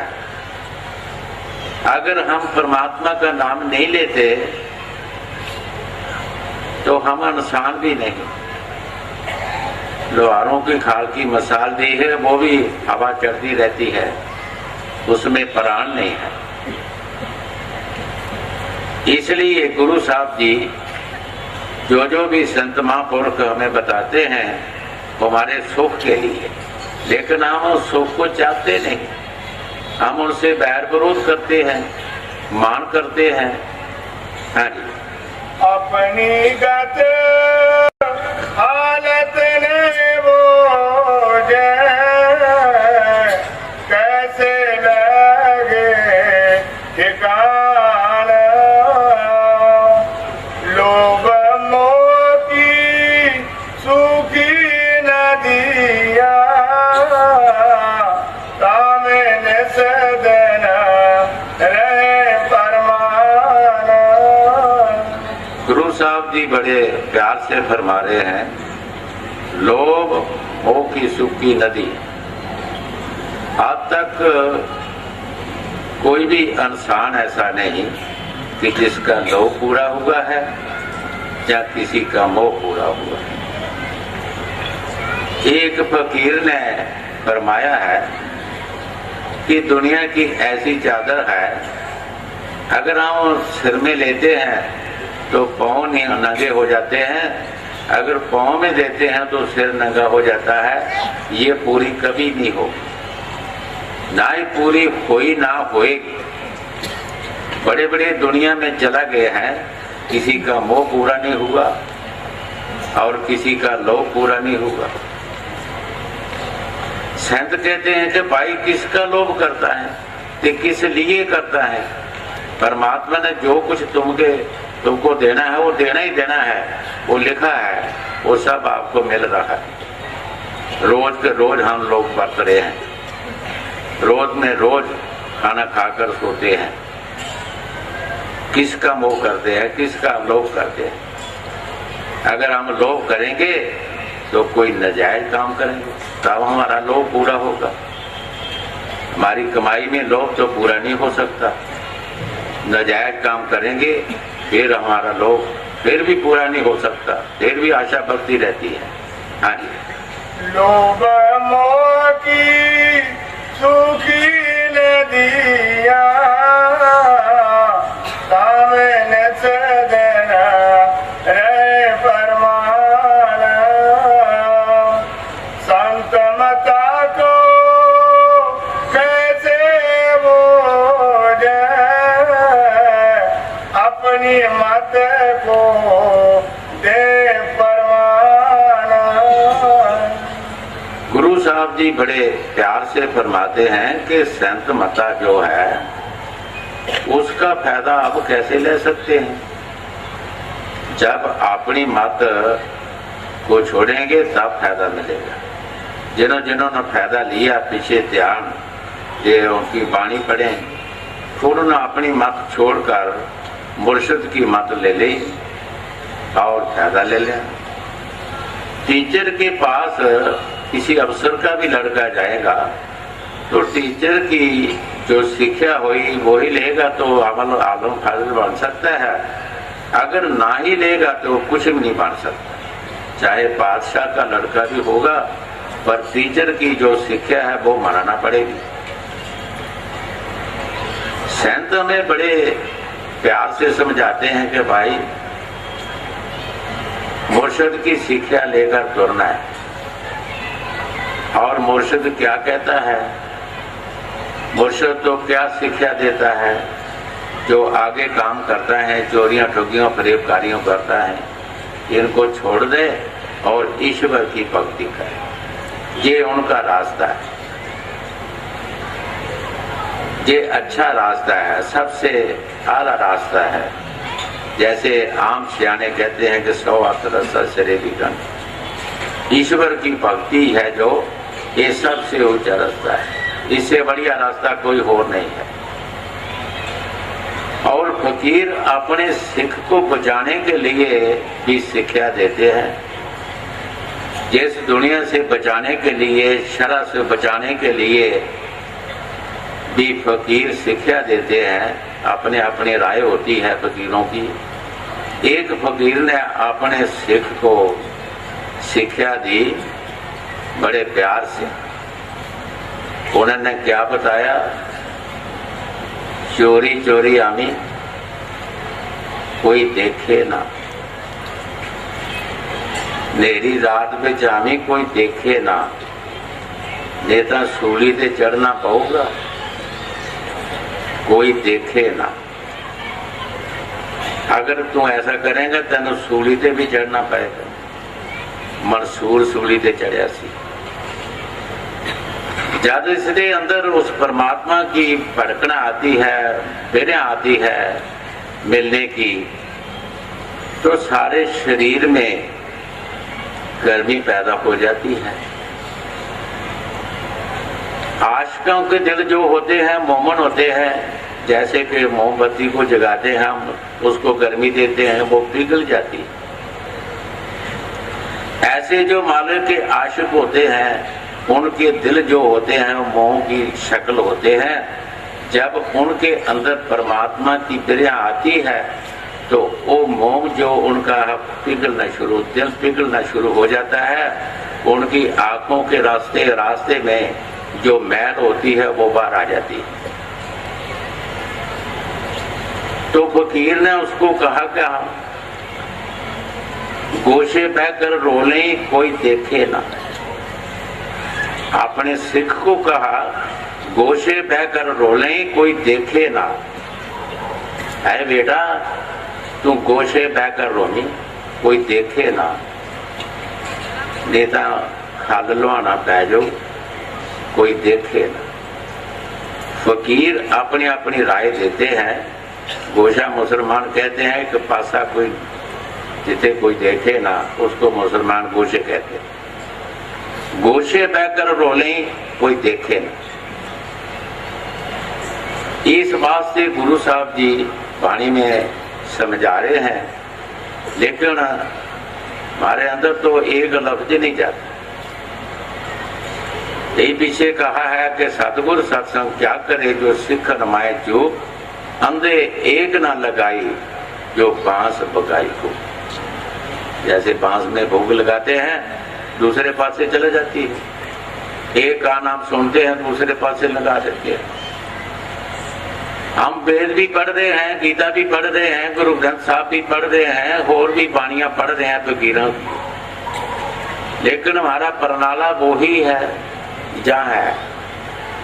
हम हर चीज जो दुनिया में बर्बाद करने वाली है हम बरत रही हैं।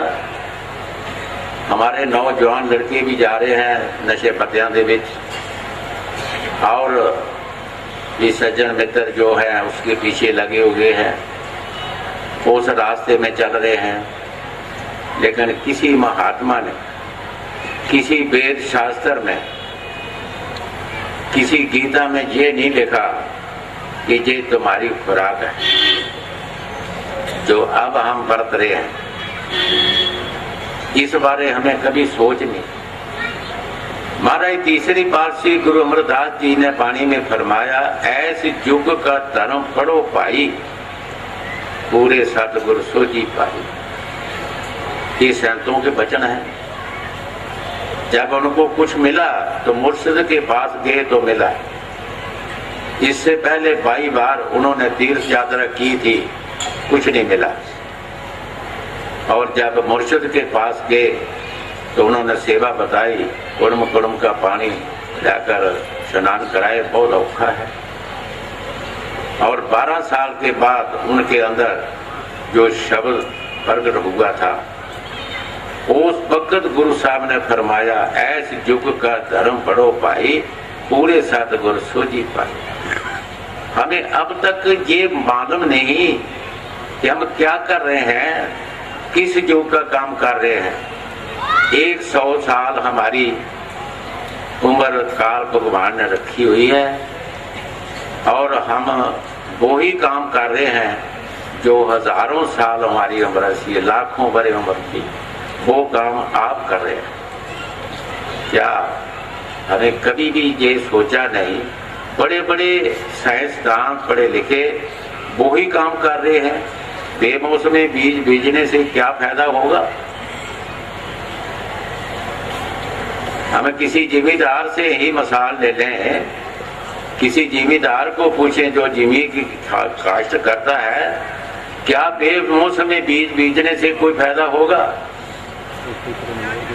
तो कुछ फायदा नहीं हो सकता। जब हमारी उम्र नहीं इतनी तो हमें फायदा क्या होगा? हम उस घाट पर जा नहीं सकते, हम उस जगह पर पहुंच नहीं सकते, हम उतना काम कर नहीं सकते। हमारी उम्र कुछ नहीं, कोई गारंटी नहीं। 100 साल का भी कोई बिल्ला होता है, आम नहीं, आम नहीं होते। आम तो 60-70 साल में अंतकाल खारिज हो जाता है।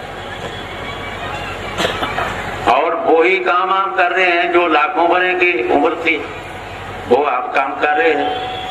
हमें ये कभी सोचा नहीं। बड़े बड़े साइंसदान जिन्होंने बड़ी बड़ी आला चीजें बनाई हैं, जो हजारों मीलों तो यहाँ खबरें मिल रही हैं, टेलीफोन बनाए, गड्डियां बनाई, और जहाज दौरे और कई चीजें, लेकिन इस बारे कभी नहीं सोचा ये मौसम क्या है, वक्त क्या है, जमाना क्या है, हम किससे फायदा ले सकते हैं। अपने लिए कभी नहीं सोचा। दुनिया के लिए गाड़ी भी बना ली, जहाज भी बना लिया, टेलीफोन बना लिया, और कई चीजें बना लिया, लेकिन अपने लिए कोई नहीं। जो लाखों बड़े के काम थे वो अभी किए तो क्या फायदा होगा?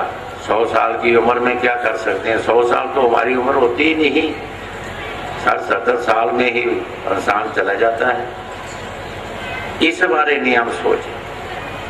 ये संत महापुरुष बताते हैं कि भाई वक्त का काम करो, वक्त के डॉक्टर की जरूरत है और वक्त के हाकिम की जरूरत है, वक्त पर स्त्री को पति की जरूरत है।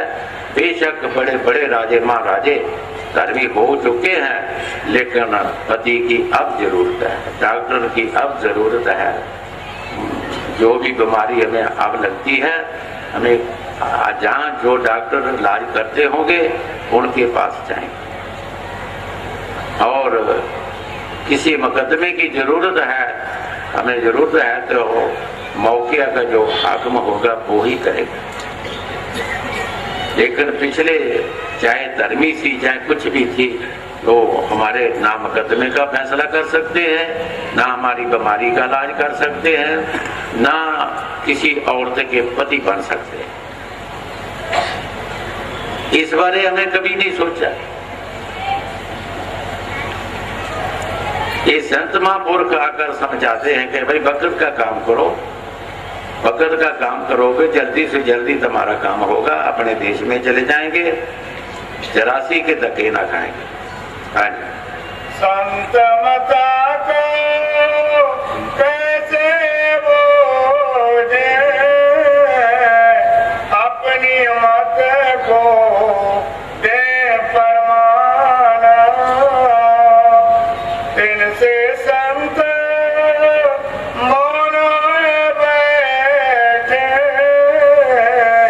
सो जीव कहते अपनी हाना।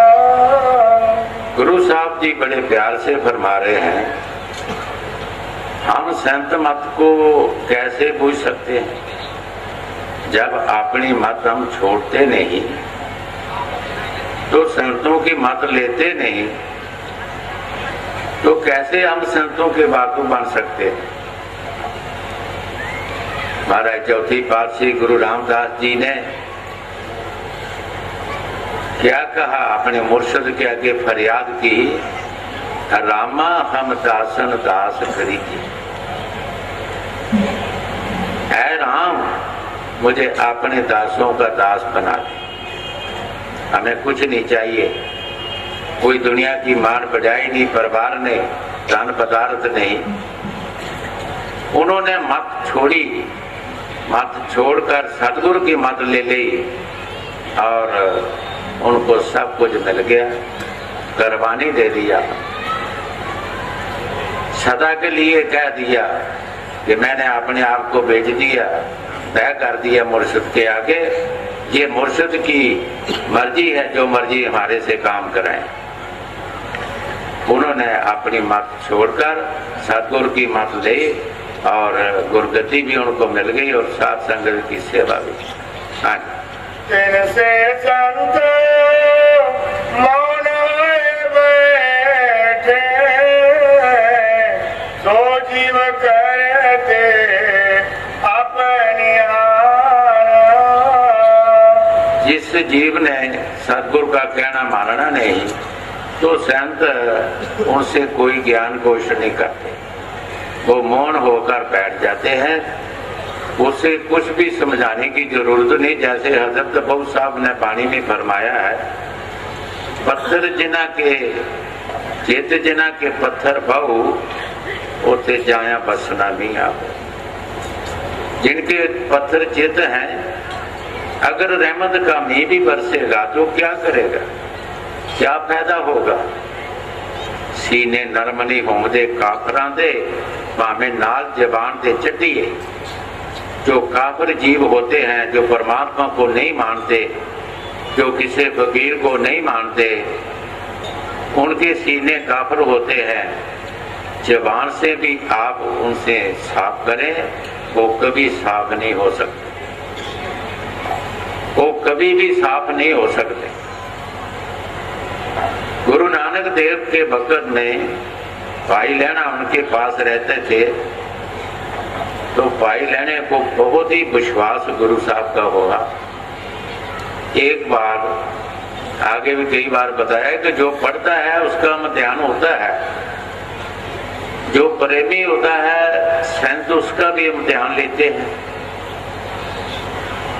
वो माँ की रातें थी, गुरु साहब ने दोनों साहबजादियों को बुलाया और भी निकटवर्ती जो थी प्रेमी, उनको बुलाकर कहने लगे, ये हमारे कपड़े ले जाओ, रावी के किनारे में चले जाओ और धो कर ले आना और सुखा के ले आना। वो माँ की राता जो होती हैं बहुत बढ़िया, और दिने नहीं कपड़े सूखते, रात वेले का सूखते। सब ने जवाब दे दिया।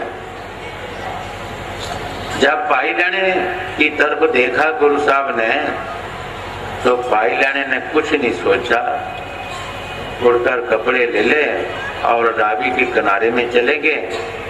जब रावी के किनारे में चले गए तो हाड़ जेठ की गर्मी थी, कपड़े साफ किए और तय करके ले आ रहे थे। जब शहर में आए तो फिर रात थी। आकर ऐसे दरवाजा ठोकरा तो गुरु साहब ने उनको आवाज दी कि तुम कौन हो। देखो, प्यार तो प्यार ही होता है। जब अंदर में प्यार होता है तो बोलन की समझ आ जाती है, जब प्यार नहीं होता तो बोलन की समझ नहीं आती। गुरु साहब जी समझ गए। भाई लैने ने विचार की कि गुरु साहब जी जो मुझे पूछ रहे हैं हम क्या बताएं, हमें पता नहीं हम कौन हैं, क्या कर सकते हैं। मुझे तो अपने आप का कोई मालूम ही नहीं है कि हम कौन। फिर दरवाजा टकोरे, फिर गुरु साहब जी ने पूछा, भाई जी कि तुम कौन हो। तो भाई लैना बोलिया, चुप कर। गुरु साहब ने उठकर दरवाजा खोलिया तो देखा तो भाई लैना खड़ा था। गुरु साहब ने कहा कि मैंने इतनी आवाजा मारियां तुम बोले नहीं। तो भाई लैना रो पिया, अंदर प्यार सी, प्रेम सी। कहने लगा, सच्चे बादशाह मुझे समझ नहीं सी आती कि आप जो कुछ मुझे पूछते थे कि तुम कौन हो, हमें कोई मालूम नहीं कि हम कौन है। हमारा पता तो आपको है कि हम कौन है, हमें कुछ मालूम नहीं कि हम कौन है। बड़ी दीनता और गरीबी से प्यार से ये वचन कहे कि गुरु साहब ने उनको गल से ला लिया। भाई लैनिया, हमें कुछ आपका देना है और तुमने आप हमारे से कुछ लेना है। गुरगद्दी भी उसको दे दी और साथ संगत की सेवा भी उसको बख्श दी। भाई जो कुछ भी वाणी में संत महापुरुष कहते हैं, जब तक हम अपनी मत को छोड़ते नहीं तो संतों की मत लेते नहीं तो कोई फायदा भी नहीं लेते हम। हाँ, मत अधीन हुए सब प्राणी, क्या क्या उनका करूं बखान। संत किसी का नाम नहीं लेते। कमतिया बैर ने इस माया को कहा, इस माया को कहा है, सभी इसके धीन हुए हैं। किसी बड़े छोटे का नाम नहीं लिया, किसी जात पात का नाम नहीं लिया, किसी समाज का नाम नहीं लिया। संतों में यही बड़ी तारीफ होती है जो उनकी वाणी मुश्तरका है, वो किसी का नाम नहीं लेते। जो भी कहेंगे वो सबसे लिए कहेंगे। गुरु साहब जी फरमा रहे हैं कि ये कमतिया बैरन है, सभी इसके धीन हुए हैं। हम क्या कहें, किसको समझाएं। जैसे आम दुनिया की मिसाल, एक 100 बंदे ने खाया और एक ने नहीं खाया तो एक के नाम ही लगाया, ऐसे न खाया। जब 100 कोई बन गया तो एक फर्जों तो लगना ही था। एक बार हमारे जज साहब देवराज जी हमारे पास आए तो कहने लगे कि एक पटवारी की तब्दीली करनी थी। 10 बंदे आए जी, ये पटवारी अच्छा नहीं, इसको तब्दील कर दो, दूसरे इलाके किसी और इलाके से लगा दो। तो दूसरे दिन 50 बंदे आ गए। वो 50 बंदे कहने लगे जी पटवारी के बहुत अच्छा है, बड़ा अच्छे काम करता है। मैंने सोचा हूँ 10 बंदे की मानी है कि 50 की मानी। इसलिए जब तक हम संतों की जो मत है, जो शिक्षा है, जो हम लेते नहीं, तो इस जन्म का कोई फायदा भी नहीं हमें मिलता। उनकी शिक्षा ये है भाई, नेक काम करें, अच्छे काम करें, किसी से बुरा ना करें, किसी के दिल को सताएं ना, क्योंकि दिल तो जो है ये तो अपने मानना पड़ेगा कि जैसा साईं बुल्ले शाह ने वाणी में फरमाया है, मौला आदम बनकर आया। अगर संतों महापुरुषों की वाणी हम चाहते हैं जहाँ अच्छी कि हमें शिक्षा देने वाली है, तो फिर उनकी वाणी पर भी हमें ख्याल रखना चाहिए। साईं बुल्ले शाह कहते हैं मौला आदम बनकर आया। जब मौला आदम बनकर आया तो हम आदमी को क्यों कष्ट देते हैं, क्यों इस इंसान की एक दूसरा इसकी जायदाद पर हमले लाते हैं, क्यों इसको बर्बाद करते हैं। कि हमें सोचना चाहिए, जेकर चाहे उस मौला को हर जाए और खाए, देख सूरत बंदे दी मूर्ख जिस विच बसदा साईं। एक फकीर ने फरमाया, अगर तुम उस परमात्मा को मिलना चाहता है हर जगह में, तो इंसान को देख ले। एक फकीर एक बाजार में खड़ा था, तो देखकर खुश हो रहा है, दुनिया को देखकर खुश हो रहा था। तो किसी ने उनको पूछा, बाजार के लोगों ने, ऐ बाबा, ऐ दरवेश, तुम माला भी फेरते हैं कि या नहीं? तो कहने लगा, हाँ भाई, हम तो माला तो फेरते हैं। कहाँ तुम्हारी माला? हमें कभी देखी नहीं तुम्हारी माला। तो वो कहने लगे, ये मतलब जो परमात्मा ने बनाई है जनता, सभी हमारी माला के मन की है। हमें काट की, जो काट के मन के वो नहीं हम बनते। ये मखलूक जो बनाई है परमात्मा ने, खुदा ने, ये सब हमारी माला के मन के है। हम इनको देख देख खुश होता है। ऐ परमात्मा, है खुदा, तुमको भी इश्क पैदा हुआ, तुमको भी इश्क पैदा हुए। कब बनाए, कैसे बनाए, किस लिए बनाए? एक दूसरे की सूरत नहीं मिलती। तुम्हारे पास कितने नक्शे थे, क्या क्या तुमने किया है, हम तो इनको देखकर खुश होता हूँ। तो एक लड़की मकान पर अपना सिर सुखा रही थी। उस लड़की ने ये सोचा कि ये महात्मा मुझे मखौल कर रहा है। उसने अपने पति को कहा कि ये महात्मा मुझे मखौल कर रहा है। उसका पति नीचे आया और नीचे आकर 5-7 जूते लगा के, जब 5-7 जूते लगाए तो फकीर ने देखा, फकीर फिर खुश रहा। फकीर ने देखा, है प्रभु, है परमात्मा, है खुदा, तुम्हारा नाम लेते हुए और तुम्हारी तारीफ करते हुए जूते लगते हैं, तुम्हारे नाम पर भी जूते लगते हैं। खैर, हमारा गरीब का क्या जाना, ये जूते लगे हैं तो कोई फर्क नहीं पड़ता। वो सीढ़ियां चढ़ रहा था, ऊपरली सीढ़ी से गिरकर नीचे आकर मर गया। जब मर गया तो लड़की ने शोर मचा दिया कि हमारे पति को ऐस फकीर ने मार दिया। तमाम लोग इकट्ठे हुए तो कहने लगे, है बाबा, है फकीर, तुमने इस लड़की का पति मारा है? वो कहने लगा, नहीं, ये महकमा हमारे पास नहीं है, ये महकमा हमारे पास नहीं, हम तो मारने वाले नहीं। ये पति पति का झगड़ा हुआ है। उसके पति को गुस्सा आया, उसने हमारे 5-7 जूते लगाए हैं, शायद हो सकता हमारे पति को भी गुस्सा आया होगा, उसने झगड़ा ही मचा दिया, उसने झगड़ा ही मचा दिया हमारे पति ने। ये महकमा हमारे पास नहीं, महकमा ये महकमा और है। सो इस वास्ते सानू यही समझना चाहिए कि इंसान है, पैदा करने वाला एक है, लेने वाला एक है, एक रास्ता है।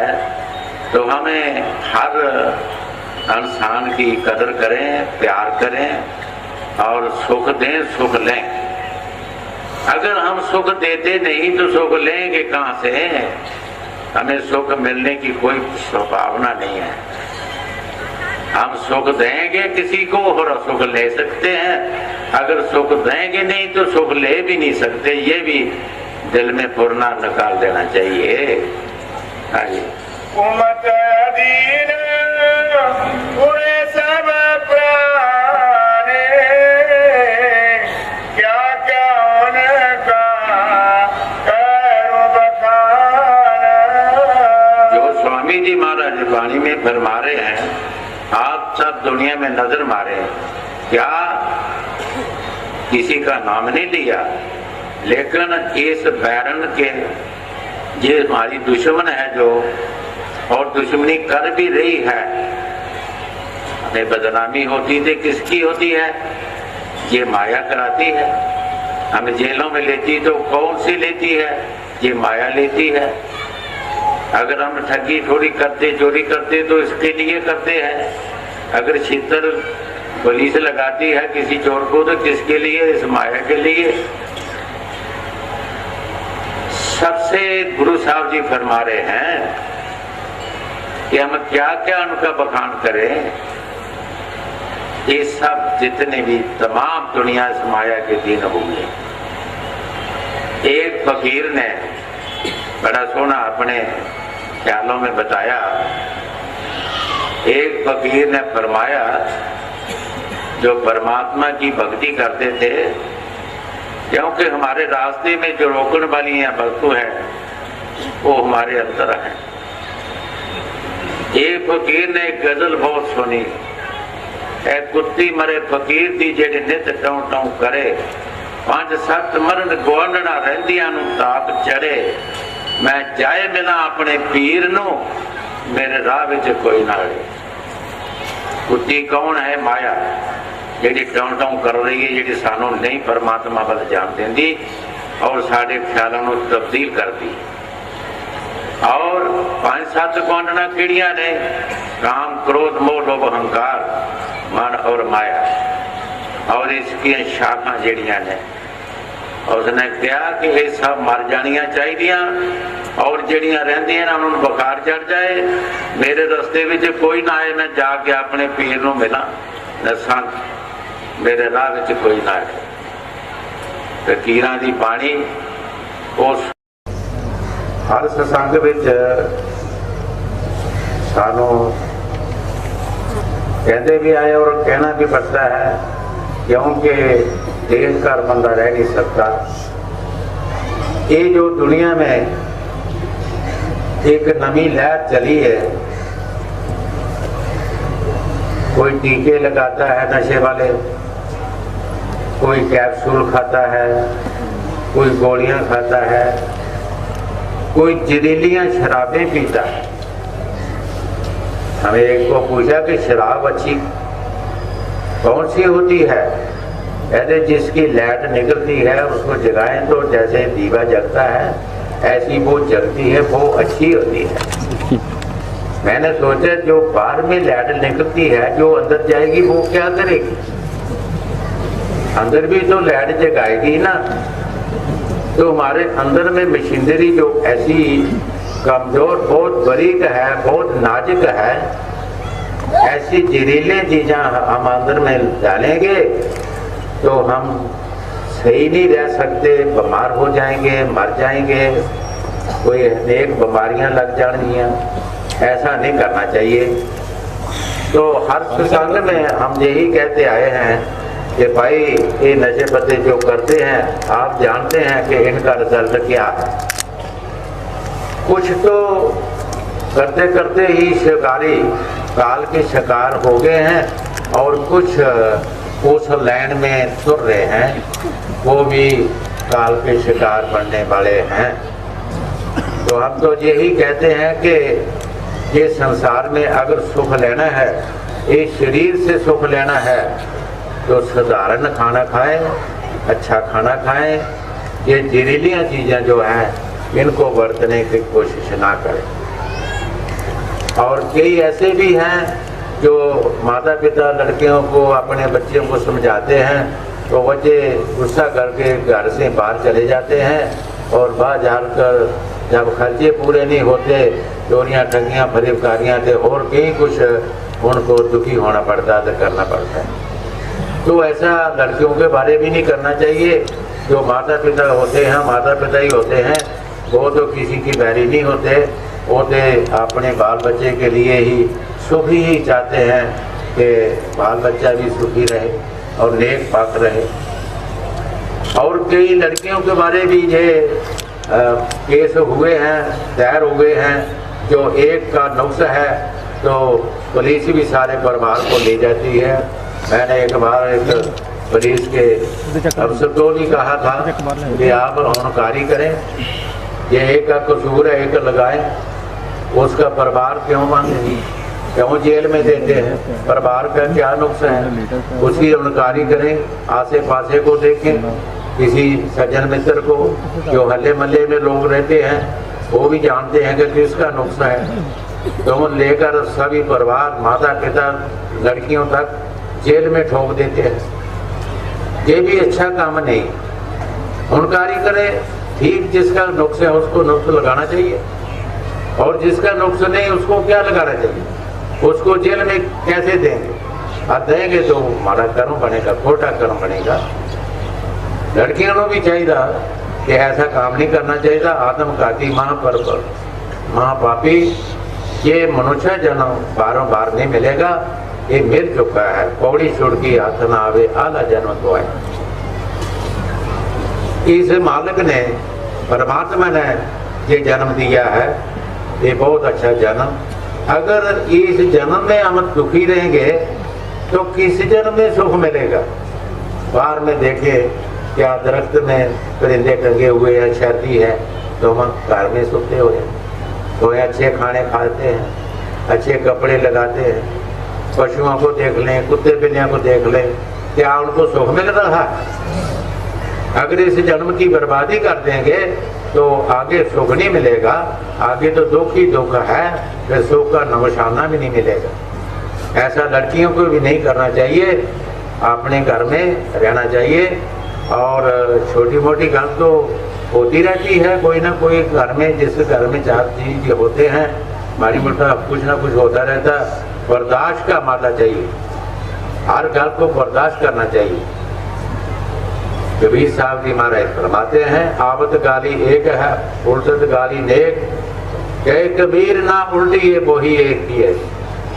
बर्दाश्त करने की जरूरत है।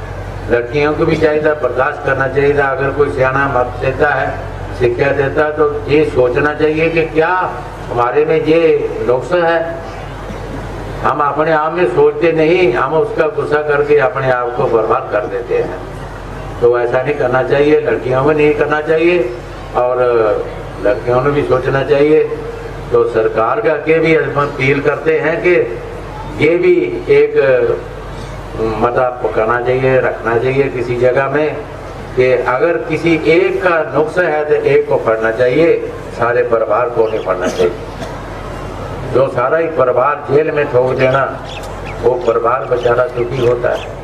एक नुक्स एक का होता है और पढ़ के परिवार ही दे दो जेल में, चंगा। गुस्सा ना करो। ਅੱਜ ਦੇ ਜਲੰਧਰ शहर के सीनियर डिप्टी मेयर सरदार कमलजीत सिंह जी भाटिया और डिप्टी मेयर प्रवेश तांगनी जी और साडे महेंद्रपाल जी भगत